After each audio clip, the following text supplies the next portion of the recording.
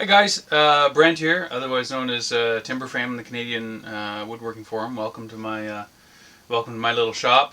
I have a little job coming up with Nathan, who lives nearby here in Cavan. That's going to involve using my small shaper, and I've been thinking a lot lately about how much I use my shaper. Some folks that have been following know that I'm transitioning from sort of serious hobbyist with a day job to full-time commercial. I'm sort of halfway in between those two stages right now. But some people think that in order to have a shaper, you need to put out 500 kitchens a year and thousands of feet of molding. And it's my experience anyway that's not the case. I found it tremendously useful even as a serious hobbyist, and even more useful as I get more commercial. So what I like to try and do is make an argument for small shapers in smaller sized shops, and I'd like to use this little cooperative project with Nathan as a case study, I guess. Now, to be fair, I'm no expert in shaper safety. I'm no expert in shaper techniques. So my recommendation is, if you're thinking about getting a shaper and adding it to your shop tools, I would recommend you take a course, talk with people who are more experienced, do a lot of independent studying, buy some resources you can refer to. They do have a reputation for being dangerous, and some of that is as a result of antiquated techniques and tooling, and I'll talk a bit more about that later. But certainly they do require some expertise, so do your due diligence there. So let's take a look at this little project I have coming up, and some tooling.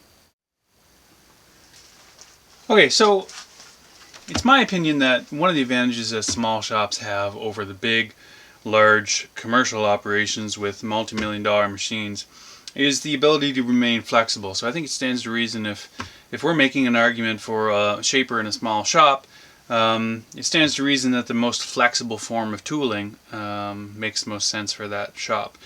So what I have here is some of the tooling that I use most often in what I do. These are all what are called limiter heads. This is a panel razor, and these are what are often called Euro blocks. The reason they call it limiter heads is because if you see a head of the knife, this is the best example, if it's spinning around this way, a head of the knife is what looks like another knife. It's actually called a chip limiter. And what that limiter does is well, it's a number of things. And again, the whole safety issue and why many parts of Europe mandate these things in commercial shops is a complicated issue, and there's more to it. But the two main selling points for limiters are primarily they limit the amount of energy that can be contributed to a piece in a kickback scenario. So if something goes wrong with your setup and you find yourself in a kickback scenario, there's only so much bite that these cutters can take, and therefore only so much energy they can contribute to the piece that's being kicked back. So it won't necessarily eliminate kickback, but it will reduce the severity of that kickback.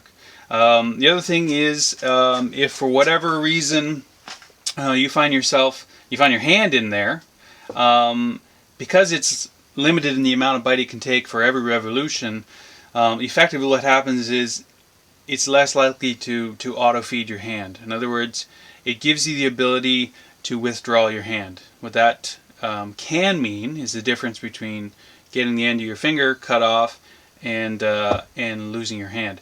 Like I said, there's more to this whole discussion, but those are the highlights. Now, there are different forms of limiter heads. They don't all have to have the second cutter ahead of them. This, for example, is a rebate block. It's also a limiter head, but it uses the body of the tool itself to limit the amount of bite the cutter can take.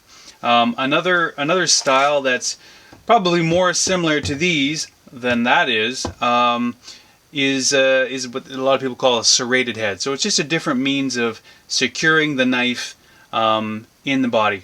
Now, a lot of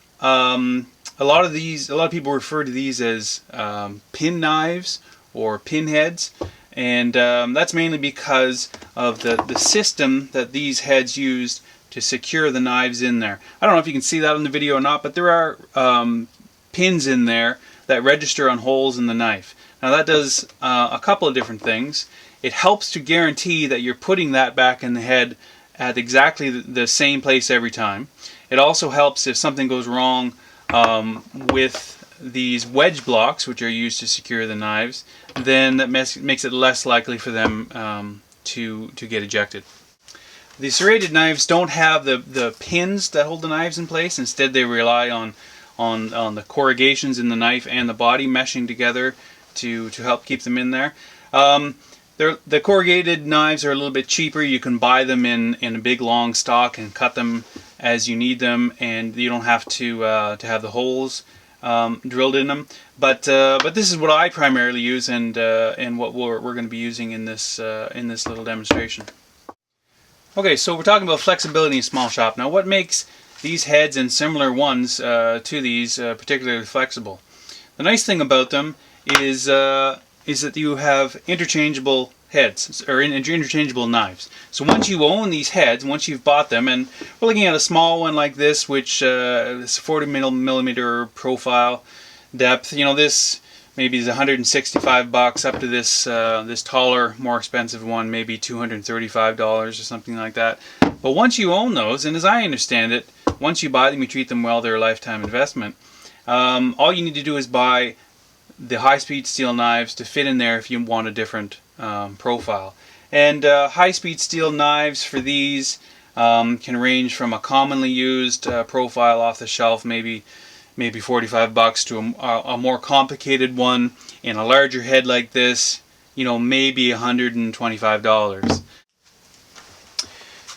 While that may sound expensive at first, you have to realize that all these cutters, even the smallest of them, are much larger than a router bit. So even just use this as an example. This is a small knife for this head, and on this one knife, I have four different radii in one knife. In order to replicate that, I'd have to buy 4 of these. So not always, but certainly in many situations, I think you can see how you know, inserts can be certainly cost competitive to their router equivalent. Now, a lot of folks may be thinking what I originally thought when I first started getting into this. We're talking about high-speed steel versus carbide and router bit. Now, the classic thing you always hear is, well, carbide lasts so much longer than high-speed steel, so these little knives are going to get dull in no time. You have to sharpen them, and eventually they'll wear out. Well, the reality of it is, because if you just take a look at these two heads, the whole geometry is completely different there. Now there's a lot to it. You can look up diagrams online that show you all the geometry, but suffice to say that as a result of the completely different cutting geometry of these large heads versus a router, what you end up with on a shaper head is more of a slicing action, where on a router bit it's more like a scraping or a pulverizing. That creates a lot of heat, and you need carbide to withstand that.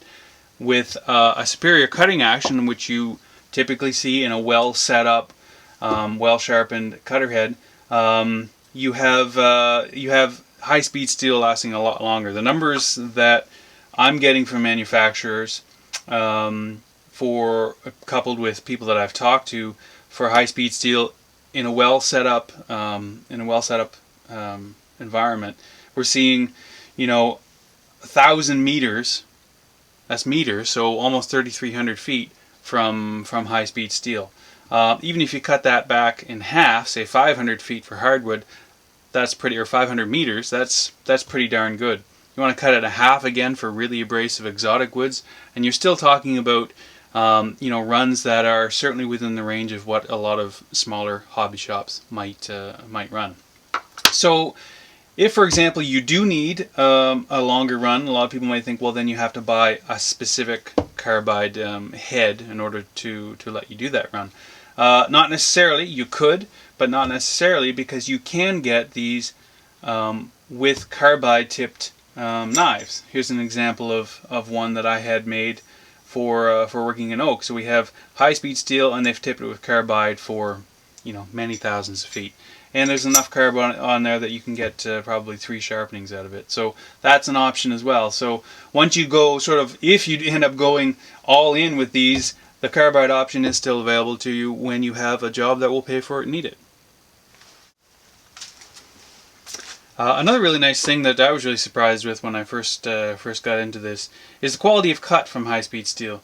Typically, this is generalization, typically high-speed steel can be made much sharper than carbide, and you couple that with a much better cutting action than a router bit, and you end up with amazing finish quality. You have your shaper set up properly, stock well prepared, and the finish is amazing, and you'll often not even need to sand.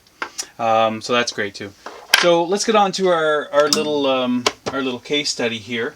This is a piece of, I hope you can see that on here, this is a piece of crown molding that Nathan needs to reproduce. All he needs is about 6 or 10 feet of it. So what we are going to do is grind some knives to match the profile, and come back and run that on the small shaper. Now I have made crown molding before, but I've never actually ground my own knives. So in order to do that, I'm going to head down east and go visit Jack at the Wadkin Temple, who has agreed to give me a hand grinding my first set of knives.